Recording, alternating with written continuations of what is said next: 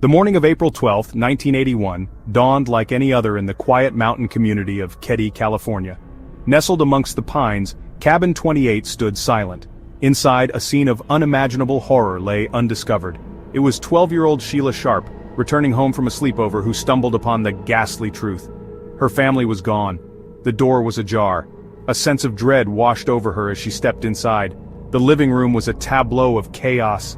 Furniture was overturned, the air thick with an eerie stillness. Then she saw them. Her mother, Sue, lay lifeless, bound and brutally murdered. Next to her, her brother Johnny, also bound, met the same fate. Panic seized Sheila. She ran for help, her screams echoing through the tranquil woods. The police arrived to a scene that would forever stain the history of Keddie. The investigation revealed a third victim, Dana Wingate, a friend of Johnny's, also bound and murdered. The brutality of the crime, the sheer savagery inflicted upon the victims, sent shockwaves through the small town. Who could have committed such a heinous act?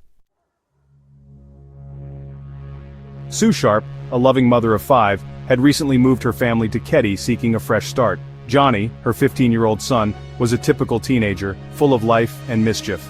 Dana, also 15, was a frequent visitor to the cabin, drawn to the camaraderie he found with Johnny. That fateful night, their lives were brutally cut short. The details of the murders were chilling. Bound with electrical wire and medical tape, the victims were bludgeoned and stabbed. The murder weapons, a hammer and a knife, were found at the scene, adding to the sinister tableau. The violence inflicted was personal, fueled by a rage that defied explanation. Adding to the horror, 12-year-old Tina Sharp, Sue's daughter, was missing. Had she witnessed the murders?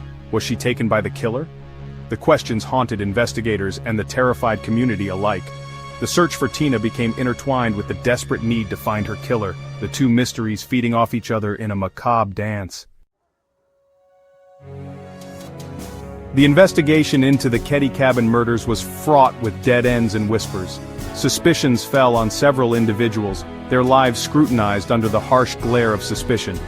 There was Marty Smart, a neighbor with a violent past who mysteriously disappeared after the murders. His possible involvement was further fueled by a cryptic letter his wife received, claiming responsibility for the killings. Another potential suspect was Beau Boubede, a former Plumas County Sheriff's deputy. Boubede had a contentious relationship with the Sharps and had allegedly made threats against them. Despite the suspicions and circumstantial evidence, no arrests were ever made. The lack of concrete evidence, coupled with a sense of a cover-up, only deepened the mystery. Years turned into decades, the case growing colder with each passing season. Then, in 1984, a gruesome discovery breathed new life into the investigation. A child's skull was found in a remote area miles from Keddie. DNA testing confirmed the heartbreaking truth. It belonged to Tina Sharp. Her remains, discovered so far from the cabin, hinted at a killer familiar with the area, someone who could move through the shadows undetected. The Keddie cabin murders remain unsolved to this day, a chilling reminder of the darkness that can lurk beneath the surface of even the most idyllic communities.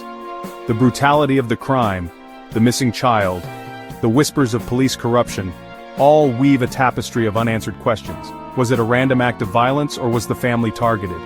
What happened to Tina in those missing years? And why, despite the leads and suspects, has justice never been served? The case continues to fascinate and frustrate, a haunting enigma that refuses to be forgotten. Perhaps one day, the truth will emerge from the shadows, bringing closure to a community forever scarred by the horrors of that April night.